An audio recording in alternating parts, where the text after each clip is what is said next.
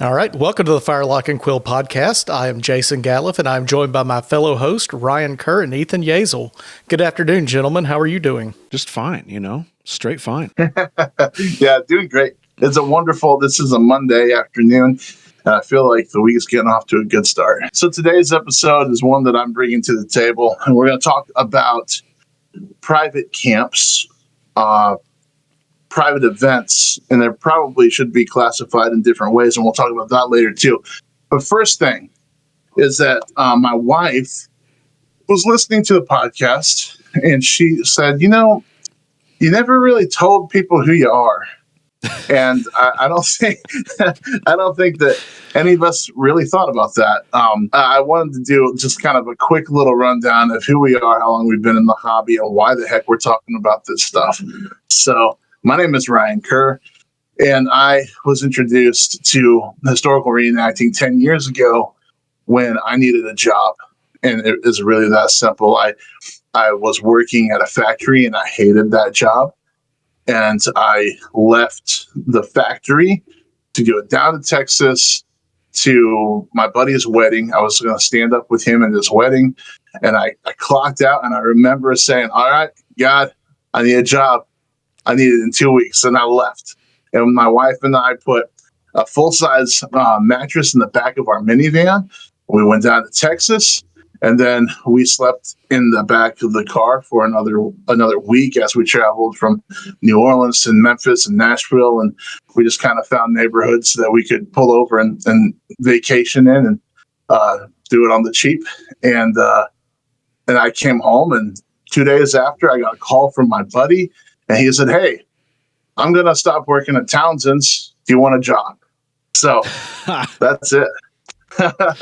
And I started there, and I've worked at Townsend's, which is a retailer for historical clothing and accoutrements. They also have a YouTube channel on the YouTube channel, we focus on 18th century material culture, a lot of cooking, but we've done things like build log cabins and dugout canoes with our hands, and we have a blast with that.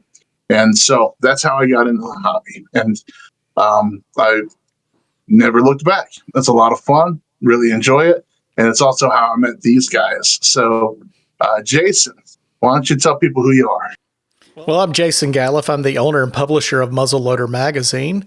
And I got into the hobby as a teenager. I went to my first event at the age of 15. And later that year, I turned 16 and went to another event and just fell in love. It was camping. It was shooting. It was throwing knives and tomahawks, all things a redneck Southern boy likes. And I found my people. So a year later, I invested in a tent and a gun, and I started traveling all over the Southeast going to events. And that was in 95 was the first time I camped at an event. So I've been in this hobby almost 30 years. Man, that's awesome. I love your story, Jason. I didn't realize that you were a teenager when you got into it. That's cool. Yeah, 15, the first event. And not even a month past my 16th birthday when I camped at my first event. What you got, Ethan? I come into this a little bit differently, I guess. I call myself a fourth generation muzzleloading enthusiast. My grandfather went to his first match in 1937. His father had heard about it on the radio. And so they drove from the Muncie area down to the Dillsboro area of southern Indiana, which is kind of a hotbed for muzzleloading. And they watched the match and kind of hung out and just really enjoyed it. On the way home, my great-grandfather told my grandfather and his brother that they were going to go back next year with a gun. And somehow they found a gun and went back the next year, and my great-grandfather participated in the match. But at the time, there wasn't any shooting for kids. And so my grandfather I think he had to get together 5 or 6 other kids his age, and they helped start the first youth match for the National Muzzleloading Rifle Association. And my grandfather would go on to win that match, which is kind of cool.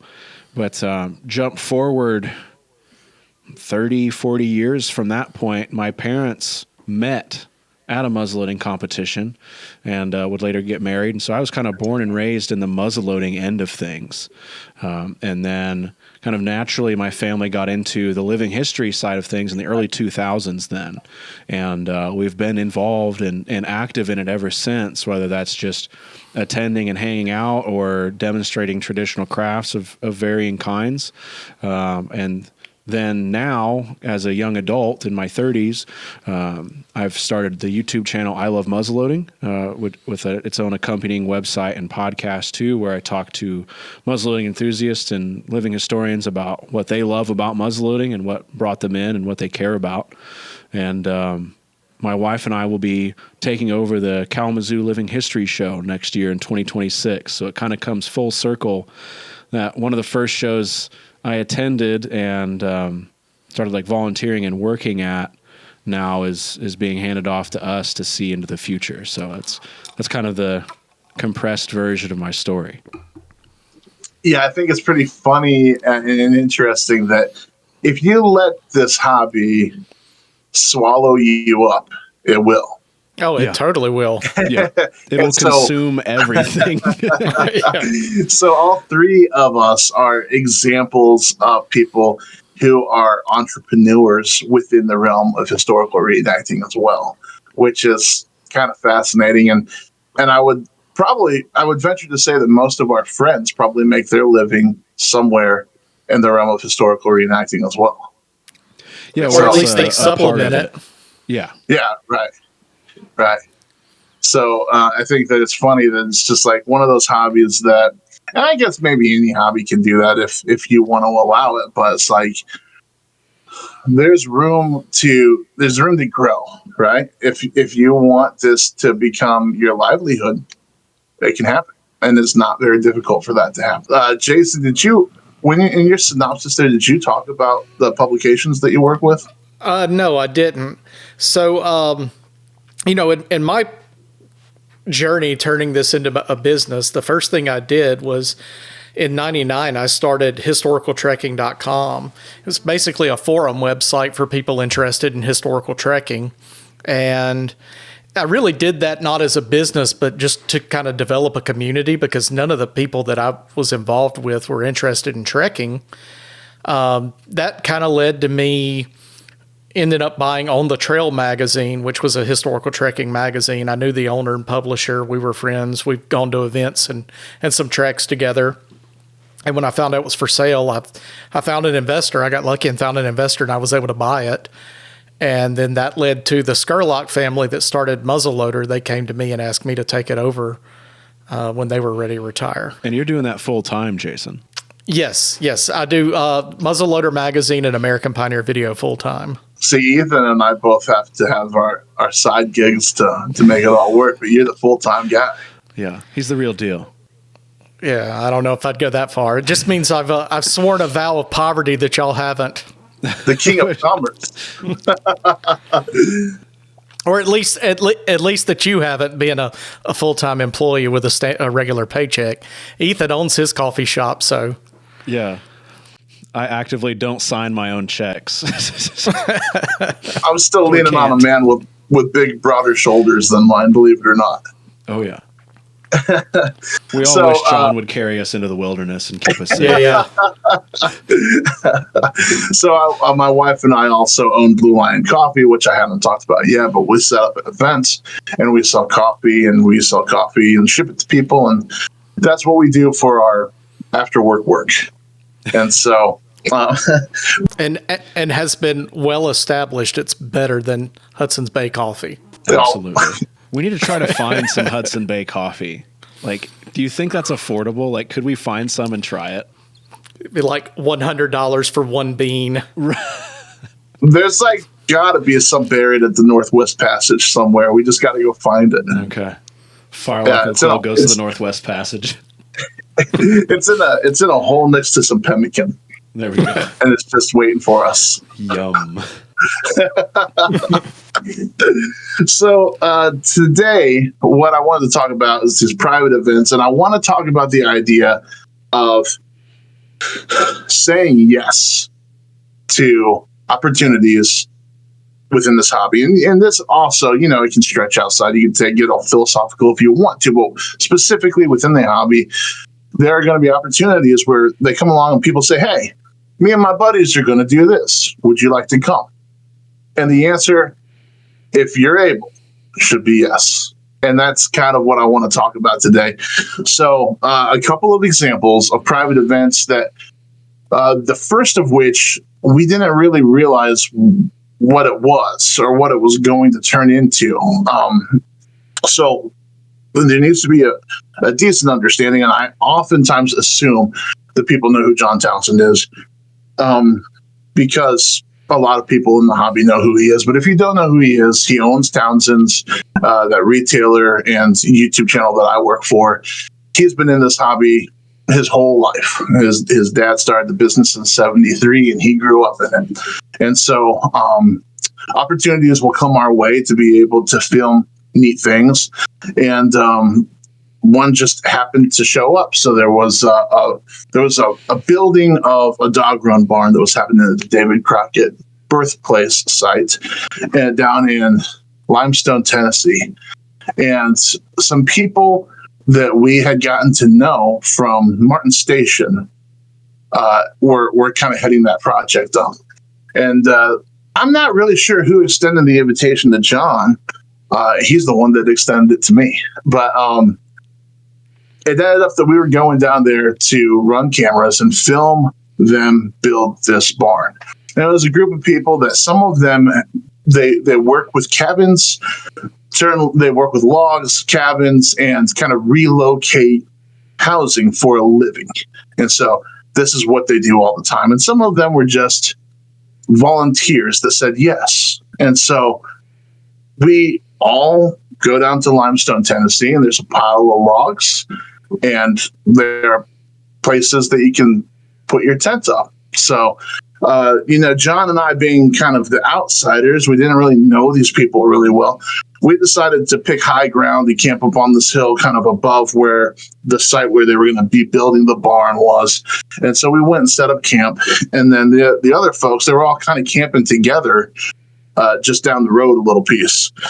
And so we kind of get into this, and it's always a little strange when you're in period clothing so that you blend in and you want to be respectful, but you're also carrying a camera around. That's a very modern piece of equipment, and it's very recognizable. So we're already in this position, and when we're in that, we try to be just kind of extra careful that we're not going to ruin the ambiance or ruin what somebody else is looking for, because you never know how far into this people want to go. And there are some people that when they go to a reenactment, they don't even want to talk about modern things. They don't want to hear about your lifted pickup truck. They want to very much stick into like a period mindset and see what they can get from that.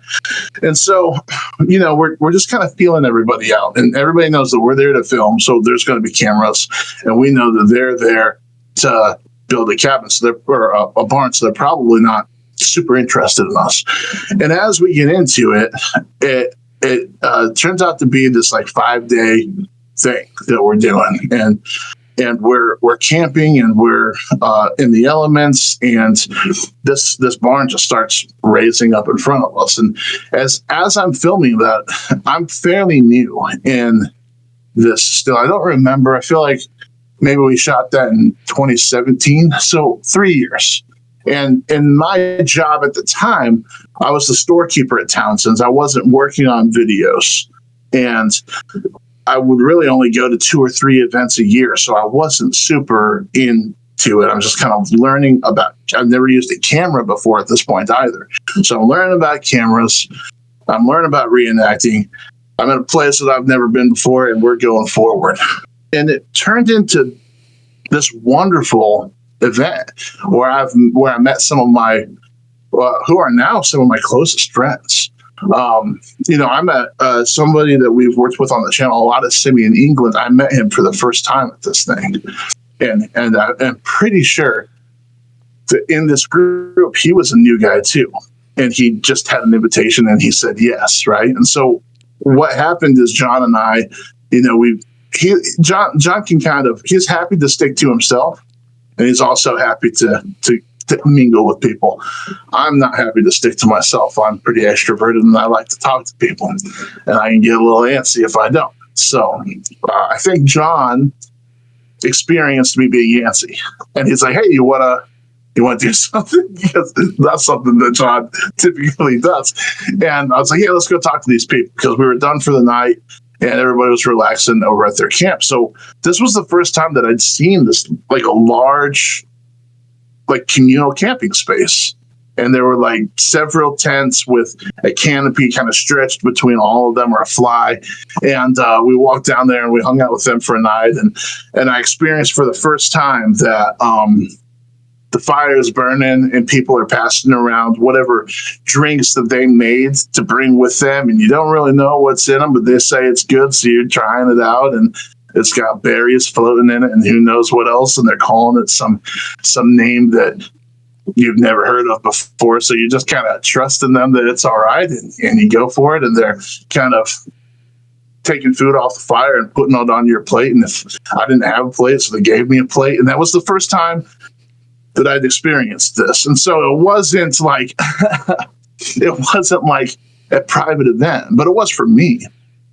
And I could have easily said, "John, I don't want to go camp in 90-degree weather and like deal with, bugs and stuff. I got kids at home. I'm going to stay home this weekend." And that would have been fine. I wouldn't have gotten fired. It would have been okay.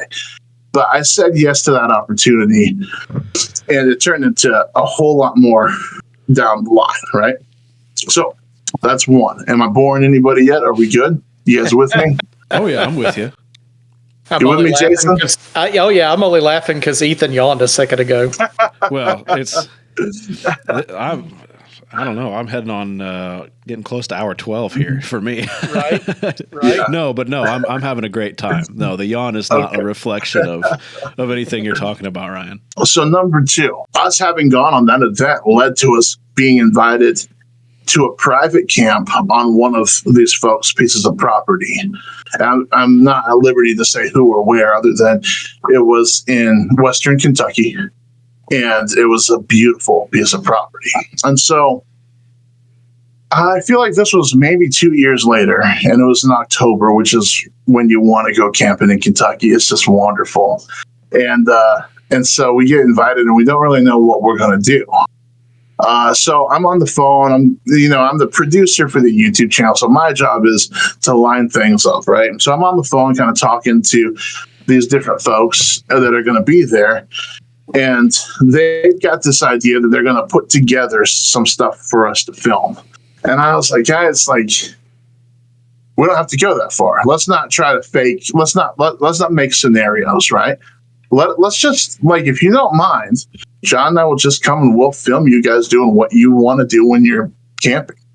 And it turned out to be so cool because we're up in the hills. There's a little hike up there, and they brought horses and they brought hides, and everybody came, with their pack and their bedroll, but it was just, they packed it in like you would be packing in any real scenario where this is all I have is what's on my back, or what I can carry on my pack horse. And so we got to experience people working their hides and cooking some pretty fabulous meals. One of the guys lived down south, and he just shot a wild boar, so there's like a whole rack of boar ribs over the fire. And I shot my first flintlock that weekend, which was really cool. Shot the wick of a candle out. That was a lot of fun. Nice. Yeah. Nice. And I learned a lot about just like loading a flintlock and understanding, there's, you got to use a patch, and there's this much powder, and here's a measure, and all that stuff that I'd never heard of before, because in my research, it just hasn't taken me down that road. It's not something. I didn't grow up in a big hunting family. We just did a Thanksgiving bunny hunt every year, and I was usually the one like, "Hey, go chase them out, buddy." So, I don't know. It was really interesting, but something hit me on that trip, because I remember specifically I was dressed out and I was wearing my normal like crew socks, like white ribbed crew socks, right? I'm sitting there at the fire, and this is probably day 2, and I've been kind of witnessing everybody going through their rituals, their morning rituals, their evening rituals, kind of notice how they meet new people, how they go about a handshake in that first conversation, how they invite people in for more information or kind of don't know if they want to give that yet. I like to observe, right? And I look down, I'm sitting at the fire talking to 2 people that I really respect, and I see my sock glowing.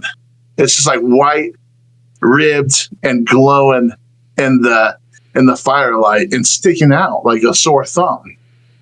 And I realized this doesn't belong here.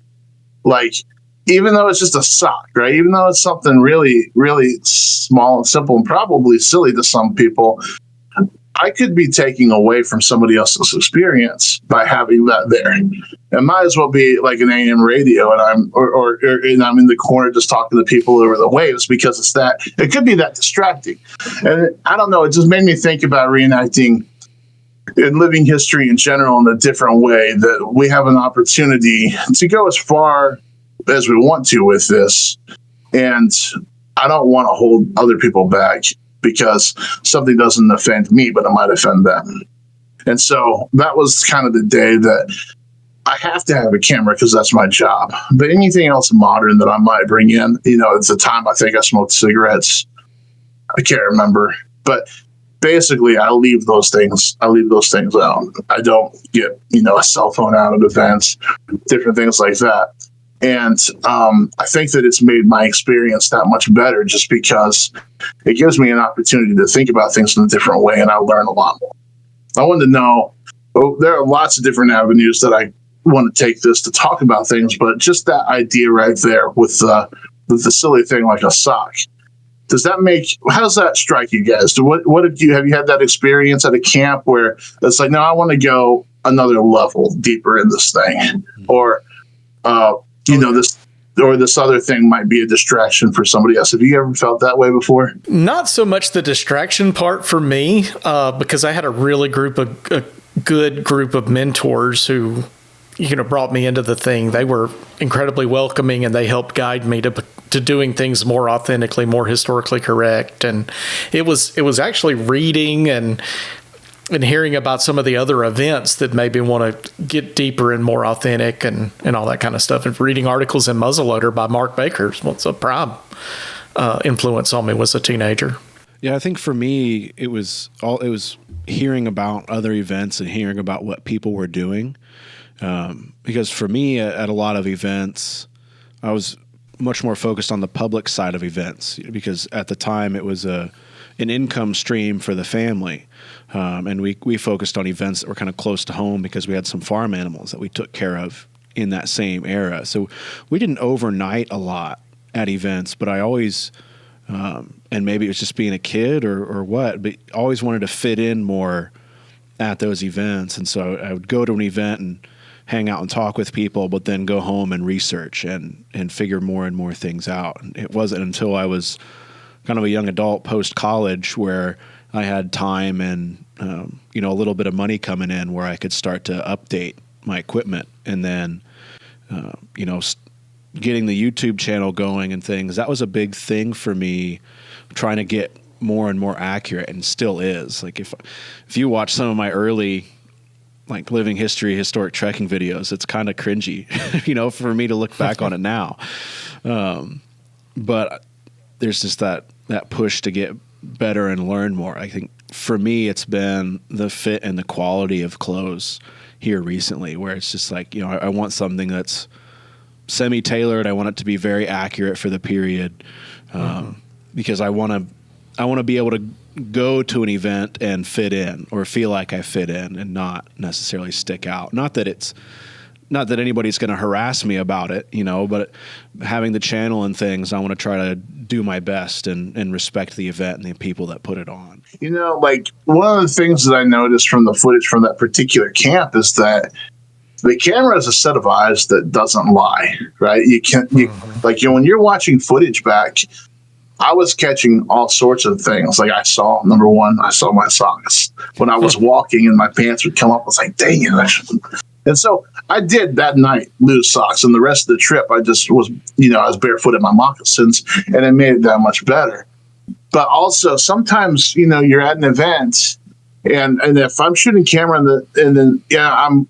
when I'm shooting, I'm paying attention to things like light and composition and color and all the technical aspects of the camera.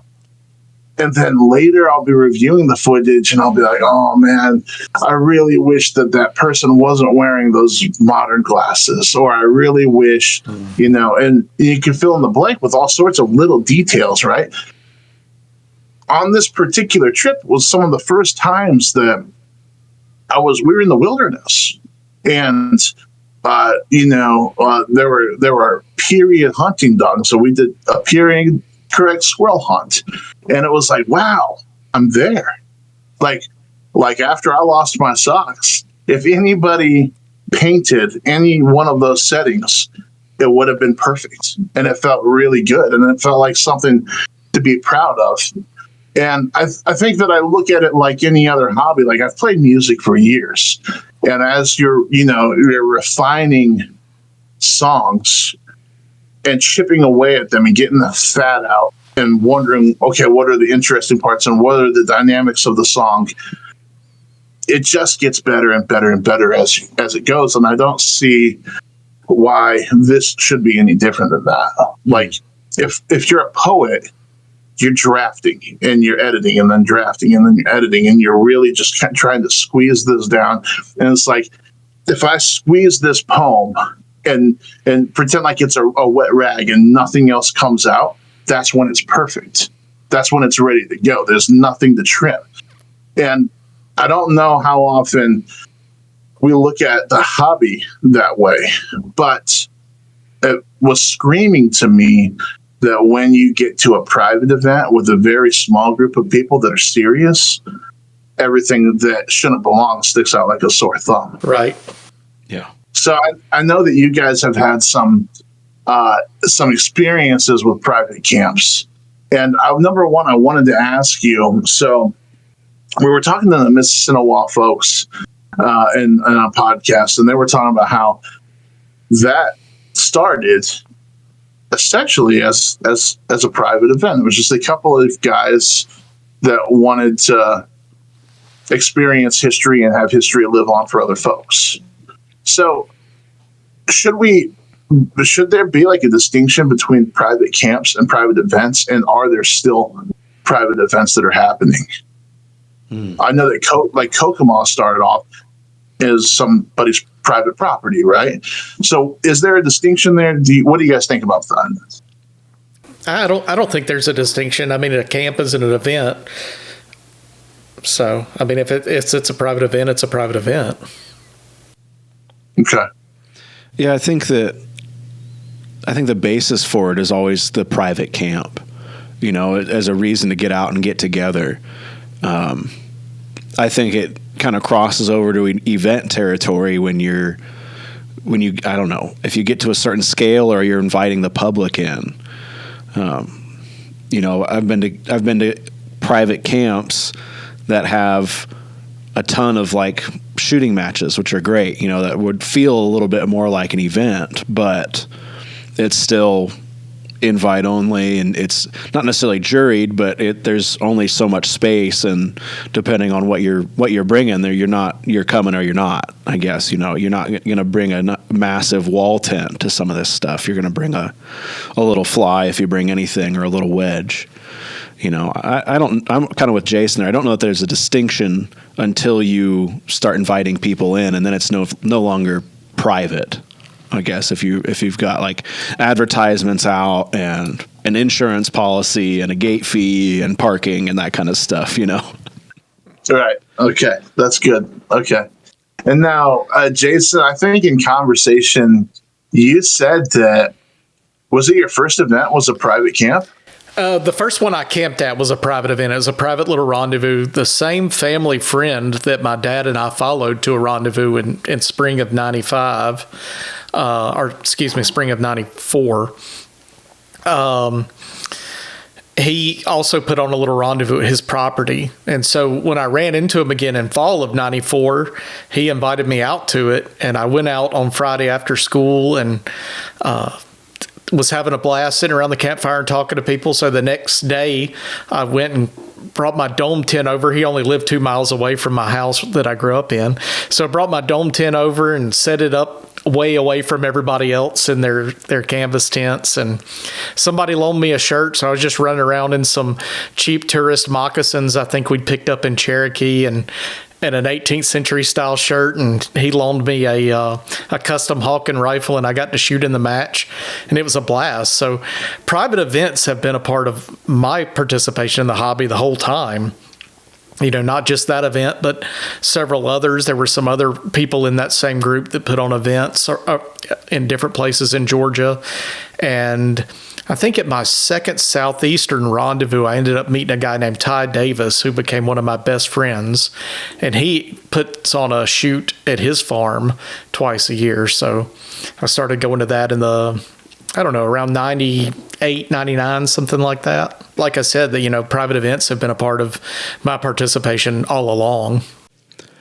I think if we went back and kind of traced the lineage of a lot of these events where you can see 10, 20, 30, 40,000 people come through the gate, I think in the early stages, most of them are going to be some kind of, there's 8 or 10 of us, let's get together on a weekend and do this.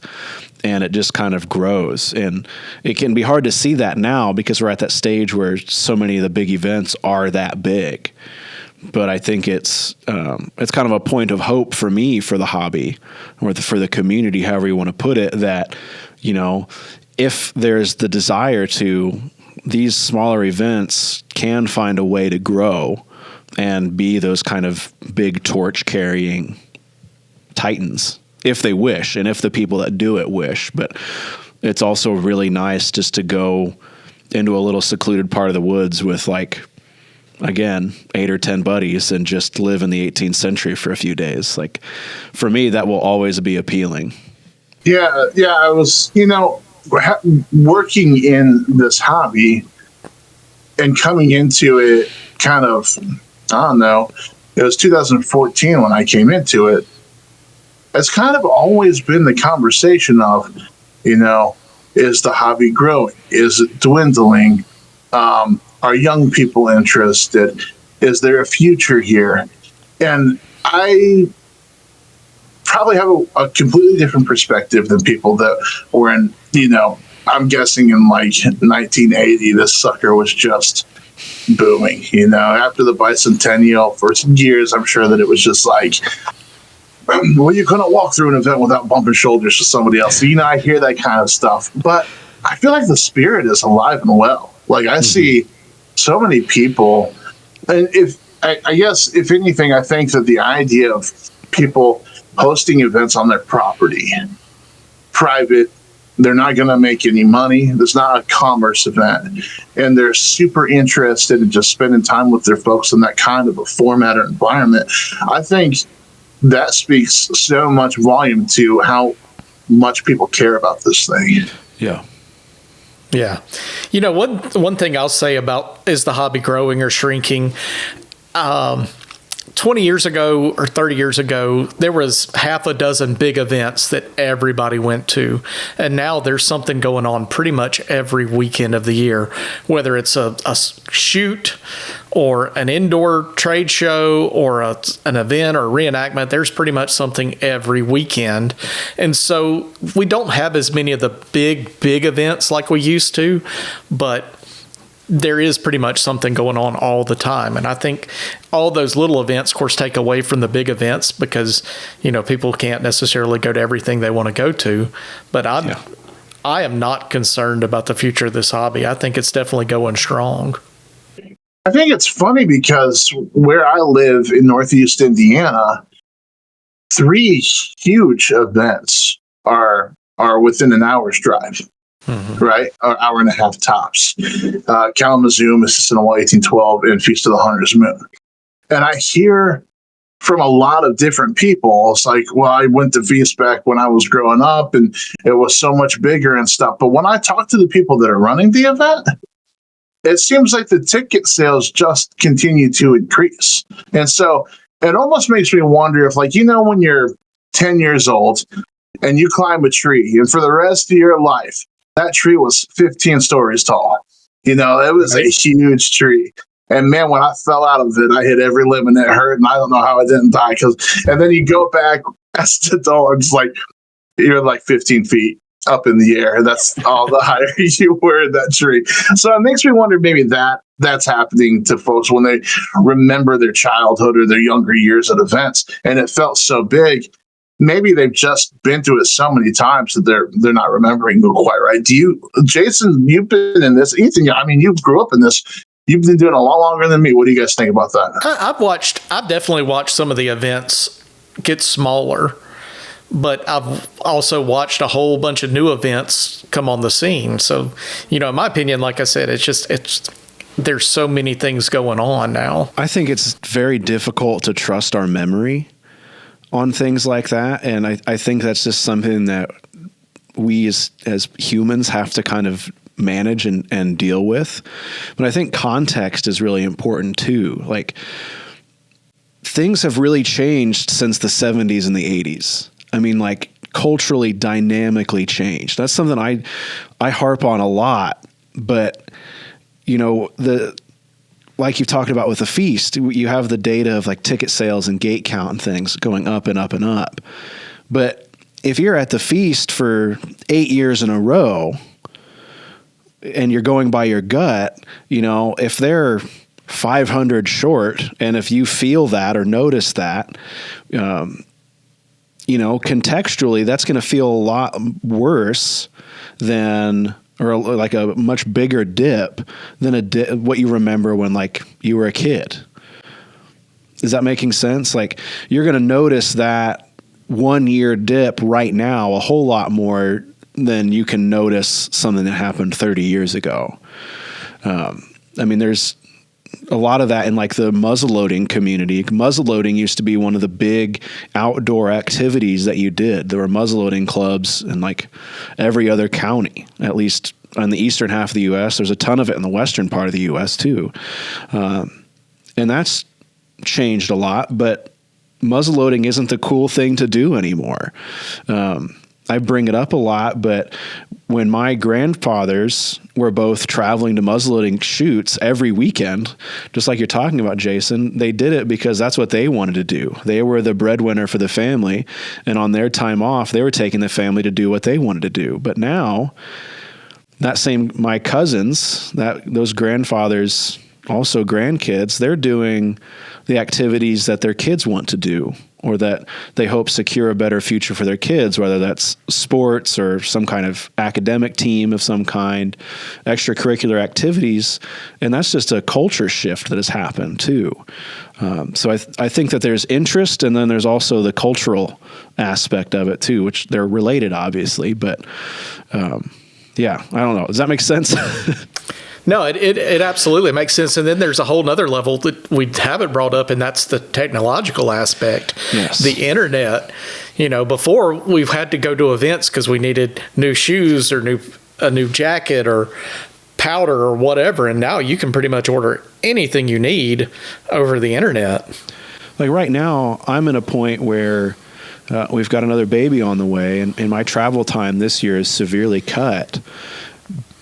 It's a lot easier for me to take a single afternoon and walk into my family woods for a few hours than it is to try to get everybody in the car, make sure everybody's healthy, we have everything we need, and drive 4 to 6 hours. I would love to drive the 4 to 6 hours to spend time with everybody, but there's also that time of your life thing where for me, it's a lot easier just to do it myself and, kind of ride those waves of family life until there's that point where things open up again.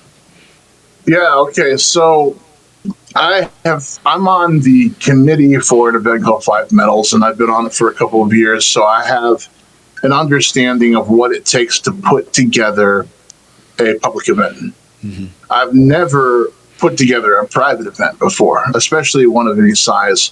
Jason, I'm not sure if you've ever hosted a private event. Have you? No, I've never hosted one totally by myself, but I helped Buster a lot with his event because, like I said, I only live 2 miles away, so I was over there helping him get ready for the event and everything. Well, okay, and Jason, no, I'm sorry, Ethan, you just hosted a rather large private event last year.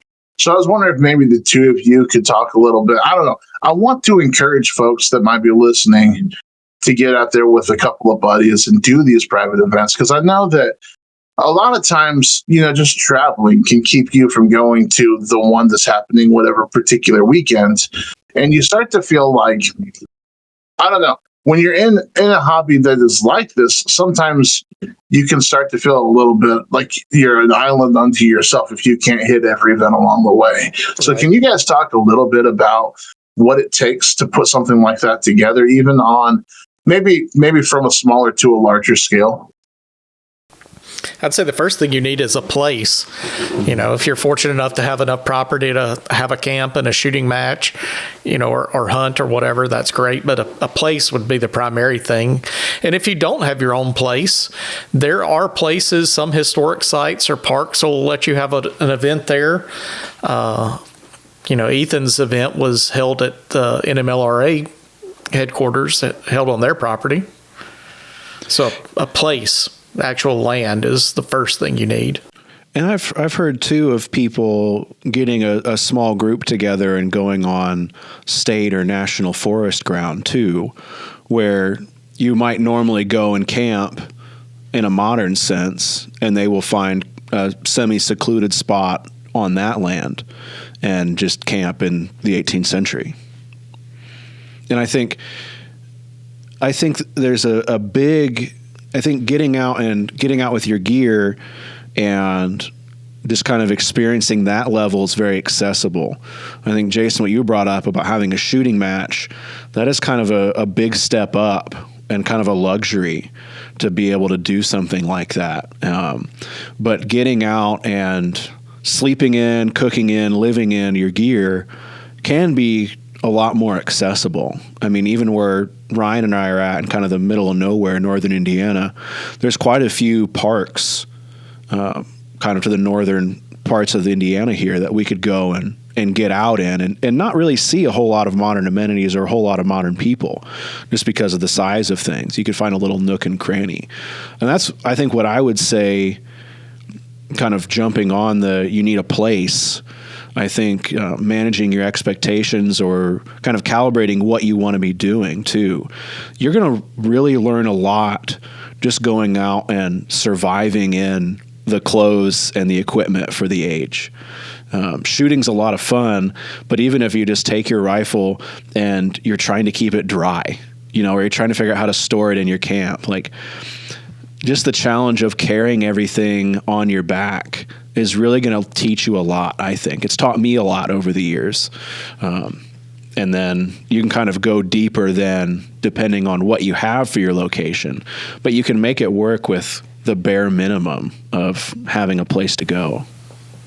Yeah. And, I'll throw in, if you've got a national forest near you, national forests are usually very open to allowing you to go and camp in an 18th century fashion. Yeah, I know that I've been camping in the Hoosier National Forest for days and never saw anybody but the group that I was with. Mm-hmm. I mean, that's a huge area, but even, like you were saying, Ethan, I don't know, acreage, man, I just don't even know how big like Salamone or something like that is, but I think it's big enough that people could do that. And especially time of year probably has a lot to do with that too. So I like what you were saying there, Ethan. Do you think that there needs to be a thing that you do, or just getting together and camping? Like, does there need to be a shoot? Does there need to be a particular woods walk or something that this is planned around? Absolutely not. Like you're just, it's hard to describe, but it's so much of it's quite the shift to leave Gore-Tex at home and to leave your modern layer system, modern tent system. Like for me, I don't get out very often. So when I do, I'm doing my absolute best to carry everything on my back and not even take a fly or anything, just to push it that far. Like I get out a couple weekends a year, I'm going to take it as far as I can go. And, that alone that's your activity right there. And if you're going to a semi-remote place, firewood, I mean, it's not necessarily fun. Like I grew up cutting firewood in the winter as a kid, to keep the house warm. But now that is like one of the primary activities for you on this is like, what are your in the woods skills like? How much firewood are you going to need? Because what you think you're going to need and what you do need is not the right number. Like you're going to need a lot more. But I was going to say with that, it becomes more activity. You're exploring your area. You're scouting, as a lot of us like to call it. But scouting is just a really neat term to describe wandering around the woods and looking for firewood and seeing what's around. You can go on a scout and, crouch on this rock outcropping and pretend you're Daniel Day-Lewis. But you're looking for firewood. You're investigating the area around your camp to make sure you're in a good spot. Back to your question, you don't have to have a thing. It doesn't have to be, we're going to go out and shoot or we're going to go do this or that. It can just be being in the woods by yourself or with buddies and then just kind of unplugging from the modern world and exploring that area around you. I think there's a lot of majesty in the woods. I mean, it's a really personal place for me to go. So I always advocate for just being in the woods is enough. Yeah. Yeah, that's great. I think that there's like, it's neat. I just looked down. This wasn't planted here, but this is sitting next to me, right? And this is a piece that I really like. I got this from Ethan a while back. And I just, I see a lot of people at camp just working on something like that. Yeah. It's just like keeping they're honing a skill. They're doing something that they enjoy to do that they would probably do in their shop at home for the weekend anyways. But they're part of a conversation. And probably only every once in a while just giving a yep or nah, because they're focused on their work, right? But they're there at the fire and they're going to stop eventually when something triggers them and say, no, this is the thing that I have information on. And they're going to be able to engage with other people and teach too. I think that like just getting together to camp means, and if you're doing it in historical fashion, it means automatically there are some rules there. We're not going to have our phones out, right? So we're going to actually be engaging with the people that are around us or the nature that is around us or whatever. We're probably going to take a walk. And that means it's going to teach us a little bit more about like living in this gear, right? Because there are so many people that go to reenactments that are uncomfortable in their clothing. And I know it's just because they haven't spent enough time in it. Like what I think that like I used to just like when I was putting a garden in or whatever, I would just wear my reenacting clothes so I would get used to how they felt and breaking them in or whatever. And not everybody has built into their job that they're going to wear reenacting clothes every day for a few months, but I do. So I haven't had that pressure of like getting to know this stuff at home. And I don't think that you probably can. Like sit on your sofa and breeches isn't going to help you get used to breeches. No, and we live in a world where we can really think about things. And I think sometimes too much, where you'll see it on some forums and things, and I know I've participated in it, where you're just thinking through optimum, like it's a video game character, like optimum loadout and stats on your what you're wearing and what you're carrying. Like that's kind of my perspective as a millennial. But even just something as simple as learning how to walk in those shoes. Like I got, because as a kid, I just wore whatever look-alike shoes we could afford because my feet were growing like crazy and there was no point in buying Colonial shoes.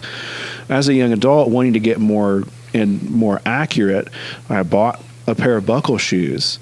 But just something as simple as learning how to walk in those, and to bring it back to like just being in the woods, learning how to walk through the woods in those shoes was an activity on its own. Like it's something for me to walk with my Gore-Tex hunting boots, but it's something totally different to walk with smooth-soled buckle shoes. And it's like, I know that, like, yeah, moccasins have their advantages, but a lot of people wore these shoes doing these things. And learning how to take a path, you know, observe the landscape in the woods and navigate that in a different kind of pair of shoes. I mean, that's an activity on its own. Tree roots are not your friend. Almost everything is not your friend. But especially tree roots. Do not put the arch of your foot over those things because you're just going to...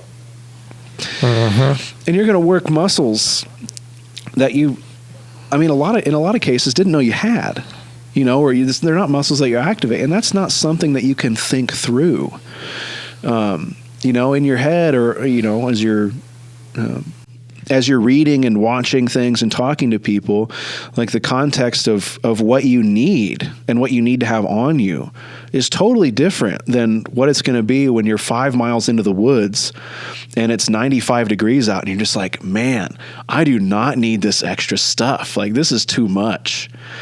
And that's all stuff that you don't know until you're getting out there and doing it. And it's something that, for me, becomes really part of it. Is I'm to the point where I'm slimming down as much as I can. Like, can I get away with not bringing a kettle? Like, can I make coffee?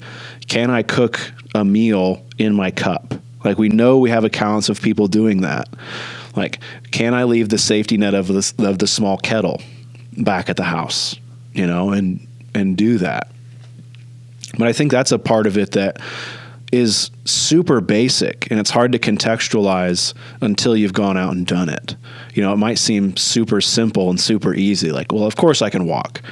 But, you know, can you walk in October when the leaves are slimy, you know, after a rain? Can you traverse this hill? You know, it's a hill you've walked 100 times, but can you do it with this stuff? Can you do it carrying a rifle? You know, where you don't have both hands to grab trees. Right. Yeah. There's a lot of that with it, I think. I think there's a lot too with, like, you know, when we go to events, we normally camp with people that we're familiar with, that we camped with in the past, right? And so does this, and so does this, and so if you're not the person at camp that cooks, can you cook for yourself over a fire if you have to? Like, are you able to do that? I mean, even if let's take I'm cooking in my cup. You got a frying pan and a spatula, but can you do it? Like, are you? Because I don't think a lot of people can. Like, do what they think they can do. I'm not saying cook. It's like, can you start a fire with that flint and steel? Are you able to do that? Will you be successful? And I mean, if Dad normally does it when you go camping, or, you know, somebody else does, have you ever actually tried? Because there are so many things that we read about, but we've never tried to do them. So we think, of course I can do that. Yeah. But can you really? Yeah. And it's just like the muscles that you were talking about. It's like you're going to feel. I think that we find out like where our strengths and weaknesses are quickly. And what's neat about the private, smaller camps is that when you're at this large event, it's not normally the time for your friend to pull you aside and teach you a new skill. Yeah. Or at least in my case, because there's always work to be done, right? There's always distractions. Yeah. Yeah, right. But when you're organizing events for that purpose, and you think, I don't want to just like dress up in funny clothes and like see the same people that I can see if it was the Super Bowl and we were just in my comfortable living room. Like, but when you take yourself into that element and open up the opportunity to learn, everybody's got so much to teach. And I think that practice of, you know, like learn it, do it, then teach it, that's like really what cements some of these skills for us. And it gives us such a cool opportunity. Mm-hmm. That was something that was interesting about the trekking weekend I put on last fall, is I made it, I wanted people to come that had never done it before, you know, because these private events, I mean, they're fairly exclusive. It took years for me kind of showing that I was interested in trying to improve things on my own before I was brought into one, you know, or invited to one. And that can be difficult for somebody who's not, you know, actively, it's not like their weekend thing or their after work thing.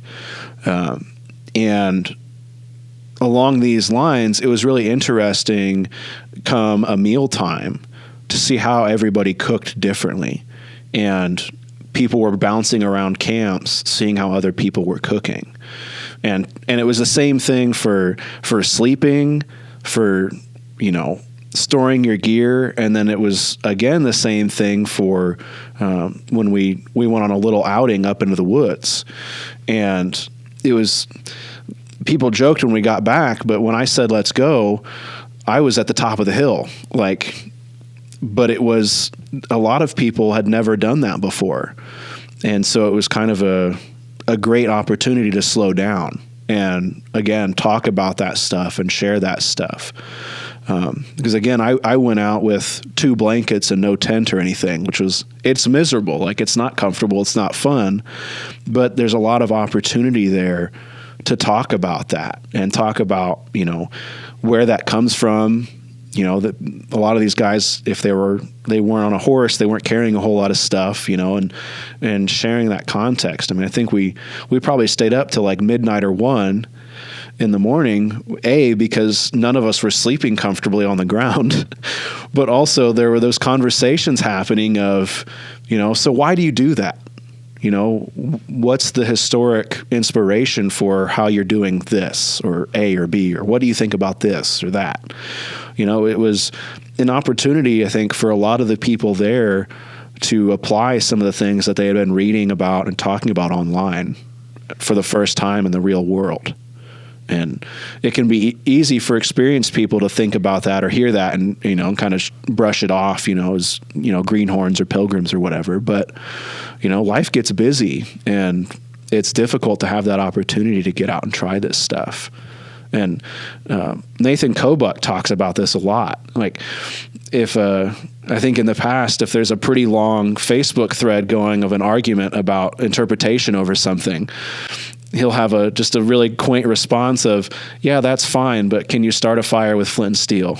You know, or I think we all need to go out and learn how to start a fire with flint and steel and then come back, you know, because it's those simple skills that bring you into it more, but then also, you know, help you understand more than just, yep, this is what I've got in my bag. This is what I could do with it. And I've got it because of this document, but can you actually use it? You know, and the private events are a great space to do that. Sorry, I'm like running down a rabbit trail here. No, it's great. No, I think also something to add to this is that, like, sometimes when we talk about private events, we talk about putting ourselves through a difficult situation and coming out on the other side. You know, if you're not into that, there's still space for you, right?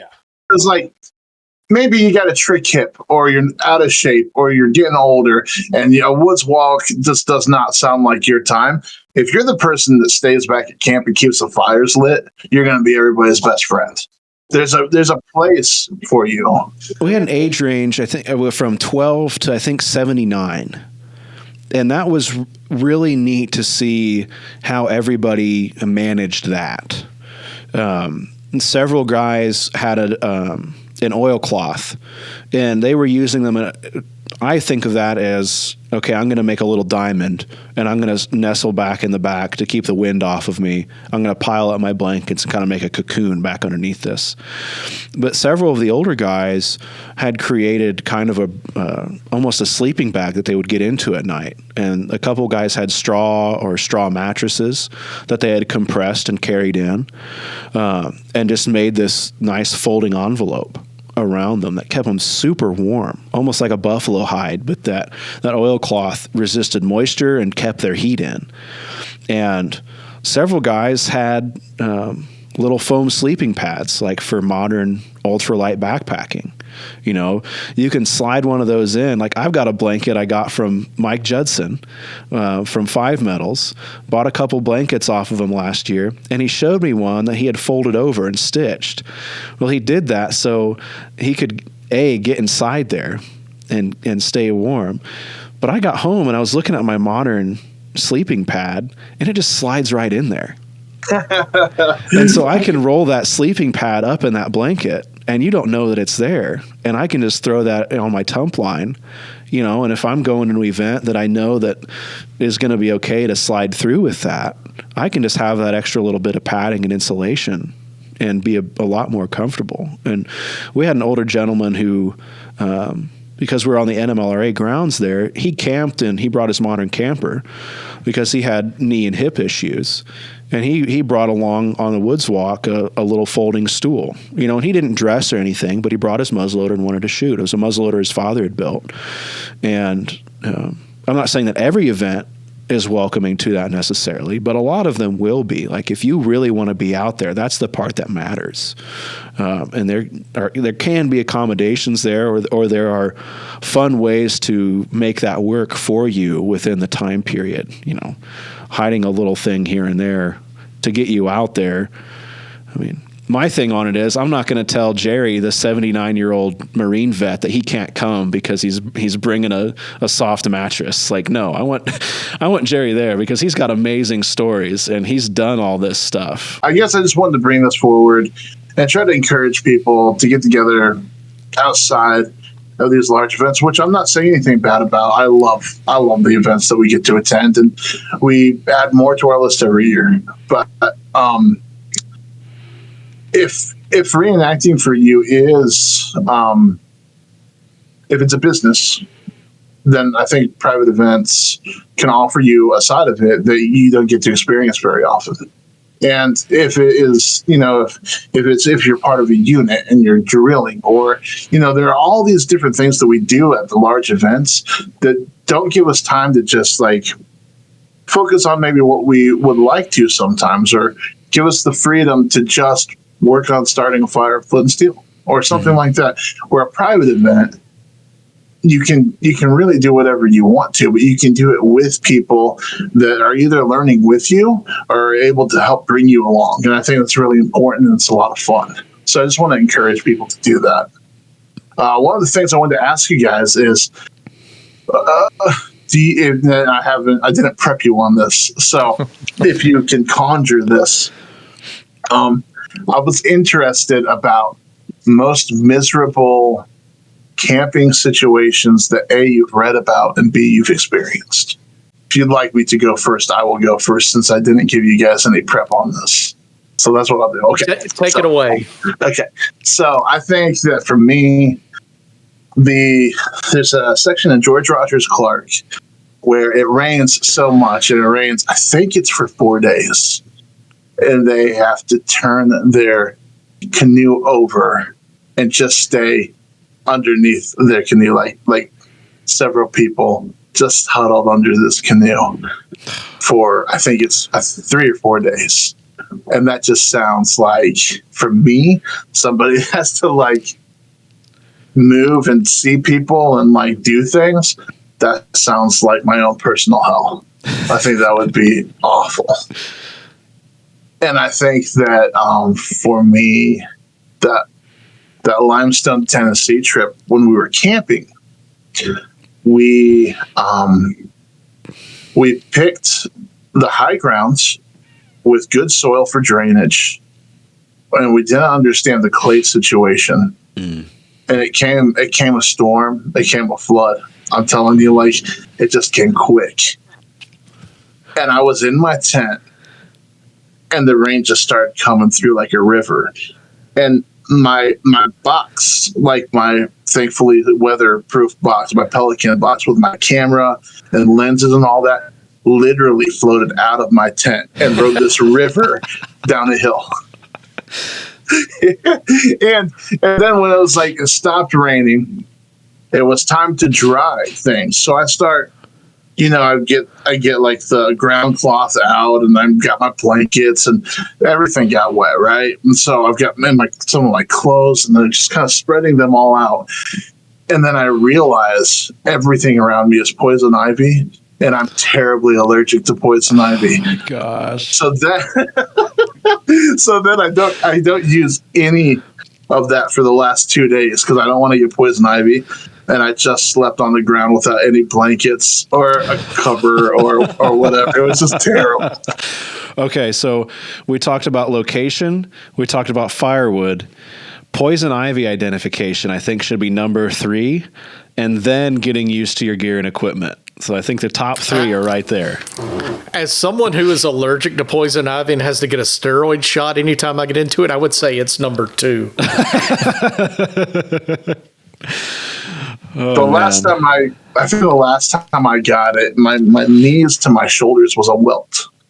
Just like my whole body. It was terrible. So I can't think of an account that I read about bad weather, but the most miserable thing I can remember going to an event, it was a trek, and it was my first trek, and it was me and my friend Tony Cox. We went out in the woods. We knew it was going to rain, but we wanted to get into that aspect of the hobby. So we went anyway. And we got out there. We were in a national forest in Georgia, a couple miles in. Everything was great. Weather was good. We had time to gather up some firewood. We cooked some dinner, sat around eating our dinner, and about that time the rain started. And it just kept on for hours and hours. And of course, trying to do this authentically and all, I didn't have any kind of oilcloth or anything, just one wool blanket. Tony was a recovering Civil War reenactor, so he brought a couple of gum blankets with him. And we used those to cover up. Finally, about midnight, we'd had enough. We figured we were going to try to walk our way out. We built the fire up, and we made a torch, and we started walking. We actually made 2 torches. The first torch got us just far enough that the second torch brought us back to where we were camping, and we decided we were staying put for the night. But that was a pretty long and miserable, cold night. Oh my gosh. I would love to see that, Jason. I would love to go back in time and observe from afar. Oconee National Forest, I'm guessing December of 98. Good luck with your time machine. One of my favorites, I've talked about it a bit. I cannot remember the book, but I think I was researching Gertie a little bit. And there was a doctor in the 18th century. It was Dr. Knight. I believe it was Knight. And he had been captured by natives. And he was in the process of being moved between villages. And he's able to get away from his captor and cut the ropes or something that were binding him. And he just sets out into the woods. I mean, I think he's naked. He might have a breechcloth on. He might have a shirt, but he's like basically naked. And his account, he's traveling for what he believed to be 20 days before he finds European civilization. And he's dehydrated. It's, 18th century Eastern woods. He thinks that his native captor is following him the whole time, and so his mind is just running like crazy. He's got a lack of sleep. Every noise in the wood, he just convinces himself is more and more natives tracking him down, so he just keeps moving day or night. He talks about basically getting like nose deep in bogs and navigating these boggy wastes and spending the night pulling leeches off of him, covering himself in mud to try to keep mosquitoes off, and picking thorns out of his skin because he's just running blind as much as he can. And for me, that's a great story of survival and what a person can endure. Not that I could do it by any means, but I think it's kind of a neat marker for the time. I think for me personally, I've got it on video. Basically, is the time I went out by myself is really one of the first times I've just been out on my own, and you never have enough firewood, and it was like 2 or 3 in the morning, and my fire is out, and it's like 40 degrees or like 38 or 39 degrees with a wool blanket on top, and you're just freezing cold trying to start your fire. Your hands are shaking. Like I just woke up shivering cold. Like that's what woke me up, was my body just shaking, and waking up and trying to get your fire going and trying to find an ember, trying to find your fire, because you've got some starlight and your fire's out, and you're feeling around the ground like, okay, this is where the fire was. This is where it's warm, and just like using your fingers and catching a sock on fire and part of my shirt on fire, and like that kind of stuff. Like, had a really nice pair of socks that are the one is totally ruined, and then I had a nice pair of wool socks that I've got a hole in. I've got a patch from that experience, but one of my the feet nice were things cold about, and I just got them too close. one of the nice things about camping with John Townsend is that it seems like he never gets into like that deep enough sleep that the fire ever goes out all the way. He nurses that for us all night long.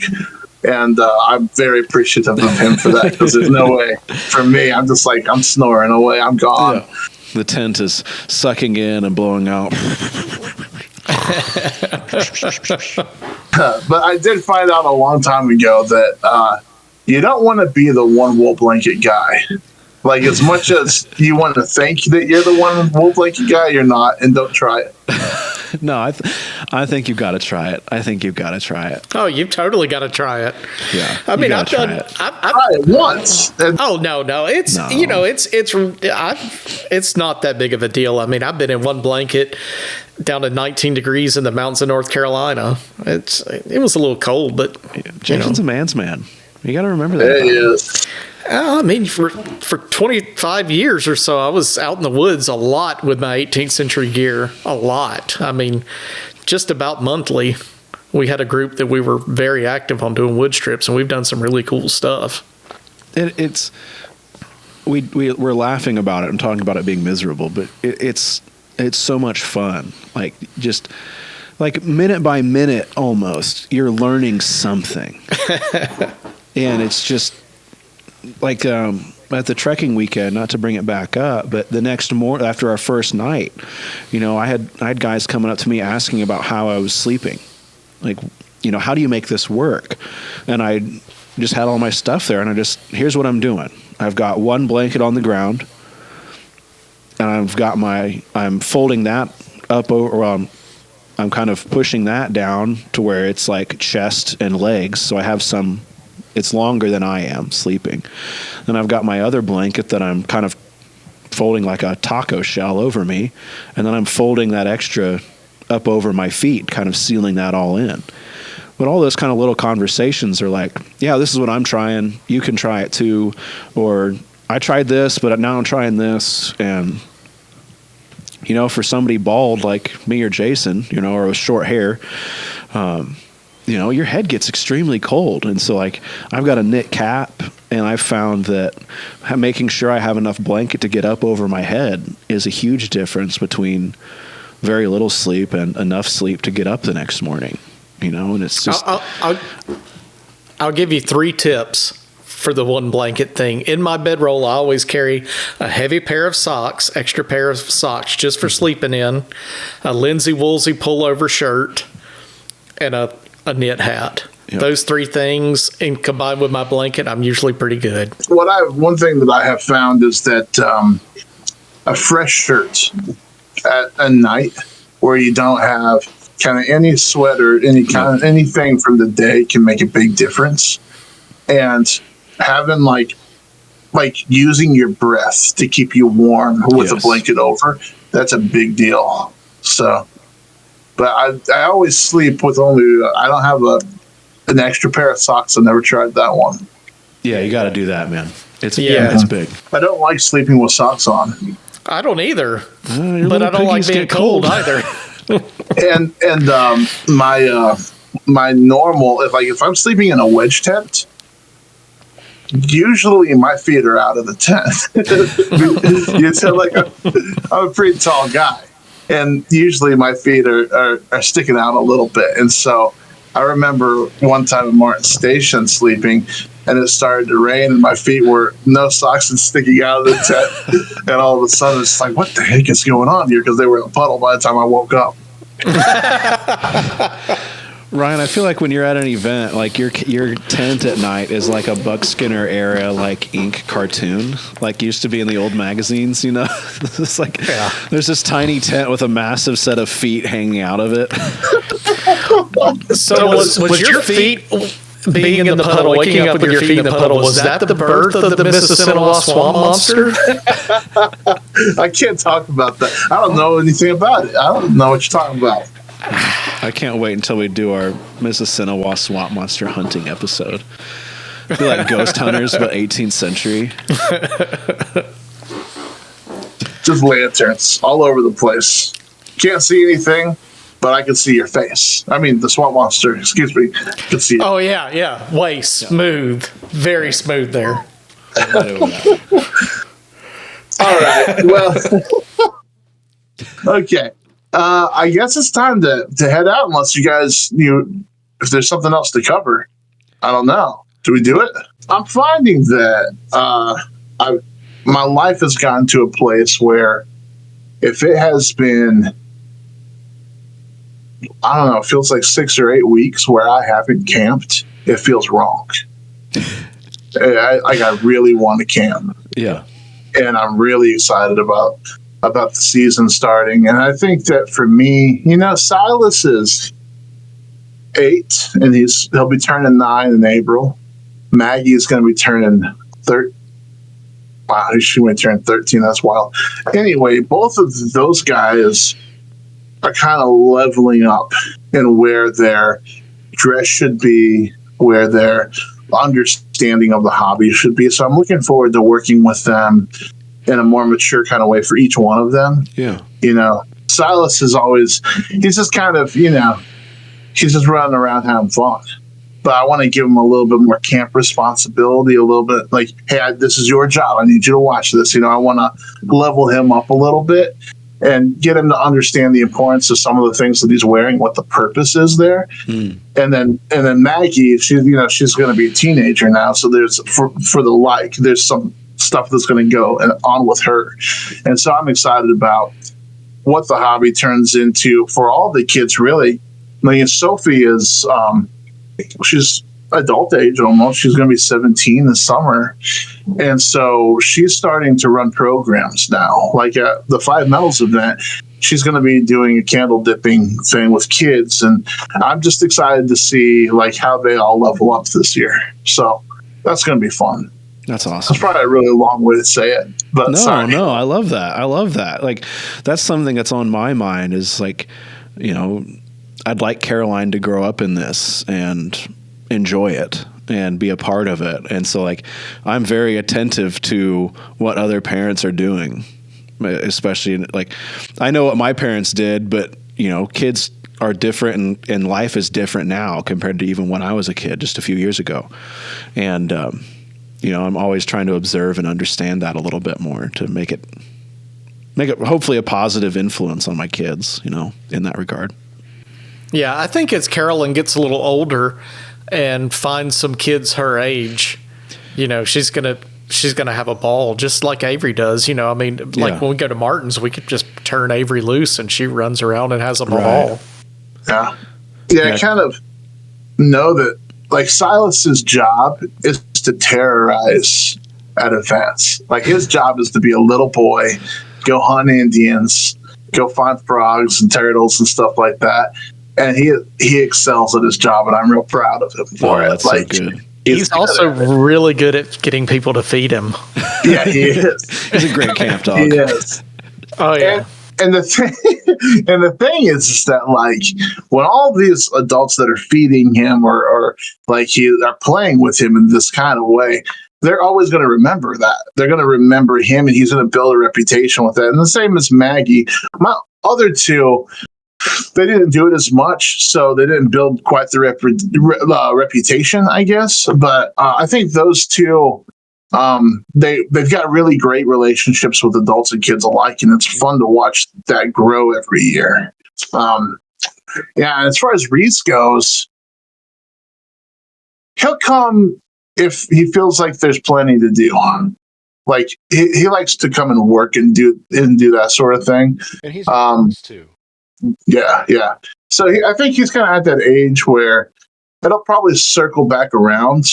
Right now, he's really focused on just things like his girlfriend who likes the hobby. So that bodes well. But also just like, what am I going to do for the rest of my life kind of questions, which, takes a whole lifetime to answer. But he's figuring it all out right now. I've got a buffalo powder horn kit I've been working on. I think I picked it up like 2 years ago, and I'm just now getting around to it. But I'm getting closer on finishing it up. My goal for it is to kind of go with my Chambers New England Fowler kit that I've got. I would really like to start it this year, but I've been saying that for 2 years. But along with that, I think I texted you guys about it, but I've got kind of early New England gun books. I'm going to start diving into that with some reference and some history, because I don't really know what I want this kit to be. It's for me. I'm really excited that it's going to be for me, and I kind of want it as a big, early, kind of chunky New England style gun to kind of go with an early to into the Rev War kind of militia impression. I've got my hunting shirt kind of dialed in now and that end of things, and I really just need something that's period that I can kind of beat around and knock around. So I'm going to start diving into that a little bit and the history of that, I think, and in the next couple weeks, but really getting into the final stretches of the Kalamazoo show prep. So I picked up all the programs that are at the gate on Friday from a local printer. So we've got a whole stack of those sitting there ready to go, and just working with Leslie and Rick to kind of finish up the last little bit that we've got here for the show in a couple weeks. So it's coming fast. That's awesome, man. Oh, I wanted to ask you guys, okay, so one of the things Nicole and I want to do is have way more of an education emphasis on our little spot at these events, right? So right now our little spot is you come up and you buy coffee, but we'd like it to turn into a place where you come up and you buy coffee, but you also learn about coffee in the time period. Mm-hmm. But I know the best way, because when you're dealing with customers and hearing what they're looking for in coffee and you're focused on that, we kind of want them to be able to learn independently from us as much as they can. And so, if we have the time, we'd love to have those conversations, but I don't know if it's I'm thinking about just compiling a scrapbook of all of the coffee information that I have locked away in different files and stuff where people can leaf through it. But I didn't know if that was a super effective way. We also thought about maybe bringing along a tri-folding piece that could stand upright and be museum-esque. But do you guys have any ideas on the best way that people would be able to independently learn at an event? Yeah, I would say some signs, make some signs with, just some of the generic information, and who knows, that might spur on a conversation with people that want to learn more. I was going to say, in demonstrating, we found that those people kind of self-select out. The people that want to learn more are going to spend a lot of time kind of hovering, and there are going to be people that just kind of just breeze right by, but there will be kind of a core percent of the population that's really interested. I loved your coffee roasting demonstration at 5 Metals last year. I thought that was great, where you were spinning the tumbler over the brazier, and that opened up a lot of great conversation, at least that I observed. But that's not something that you can do the whole time, and isn't necessarily representative of the scale at the 18th century either. Yeah, I think having some boards. I think the chocolatier that was at 5 Metals as well, he had some boards and kind of in that realm, kind of walking through the cacao process. So that might be something to look at for the coffee beans. Get some inspiration. We have like we thought about kind of walling off the first like quarter or just like few feet of our marquee, so people can enter there and having that almost like a little museum with boards and then like period coffee grinders and different things like that. It's a lot more effort that goes into setup and tear down, but it would be worth it if you guys think that people would be interested in it, and you listeners want to put that in the comment section and help us out. We'd really like your input on that. Like if you've been to events and you've done something like that, tell us where the pitfalls were, tell us what worked, or if you're public, what you would like to see. That would be awesome. Yeah, I think that it's going to be definitely like an adult focused thing. Like kids don't drink coffee, so it might not be like a school day thing, but the teachers and chaperones, I'm sure, especially would be fascinated by it. Coffee is so prevalent. I'd say it's arguably one of the most popular things that we still do today. A ton of people are going to have a connection with that. Even fewer people are going to have a connection with a gun, or military exercise, or even the history of a battle. Coffee is a real close one-to-one comparison. Yeah. Did I ever tell you about coffee demonstrating a school day? I was I lit up the brazier, and it takes a while to get everything to settle right where it needs to. And I was like, "Oh man, it's perfect. This is going to be great." And I load up the roaster with beans, and I'm twisting it, and it's roasting, and it smells good, and it's starting to smoke. I had about 40 kids run over, and they just circled around, and they're all like fascinated. Their eyes are wide, and they all seemingly had the same idea. And they said, "Is that popcorn?" I said, "No, it's coffee." And they split, like every one of them. They just turned still and ran away. But I made me wonder if I should try to pop popcorn in there sometime. It might work. Oh, I'm sure it would. A little butter in there. Ooh, that would be great on the next batch of coffee. Ooh, yeah. Hey, you can buy an 18th century popcorn popper. I know. I almost did last year when I was. You have that in the mobile muzzleloader magazine complex, I'm sure. Maybe. There was a great one at. What's that June event in Pennsylvania? Loudon. There was a great one at Loudon, and I really wanted to get it. Was it made by Mike Walsh? Do you remember Early American Tin Lighting? Like a tin box about yay big and a long wooden handle. Yeah. Those are really nice. I bought one for Jana several years ago. She loves popcorn, so. Yeah. It was great. Beautiful piece, well researched. I wanted to get it, but we had to buy 3 tires on the way there because we found out that all of the trailer tires were just dry rotted as all heck. So I don't know. I didn't spend any money, so maybe one of these days. Well, you at least know who it's from now. Mike Walsh. Yes, Mike Walsh. I actually kept the card. So, but yeah, that's it. That's what it was. Okay, guys, thank you so much for listening and for watching. You can find us at Firelock and Quill on Instagram and Facebook and YouTube. Ethan, I don't know how many different places they can listen to the podcast. Can you talk about that for a second? Yeah, I know we're on Apple Podcasts and iTunes, or not iTunes, goodness gracious, Spotify, and Amazon Music as well. I think you can get your podcasts there. Those are the primary ones, and if there's interest, we'll work on branching out to some other ones, getting those accounts and things set up. But we're kind of on the big 3 right now, as well as YouTube. I think you touched on that, but you can listen to it on YouTube as well. All right. Jason, you want to take us out? Thanks for joining us for the Firelock and Quill podcast. This episode's brought to you by I Love Muzzleloading, Blue Lion Coffee, and Muzzleloader Magazine. Thanks for joining us. Have a great evening.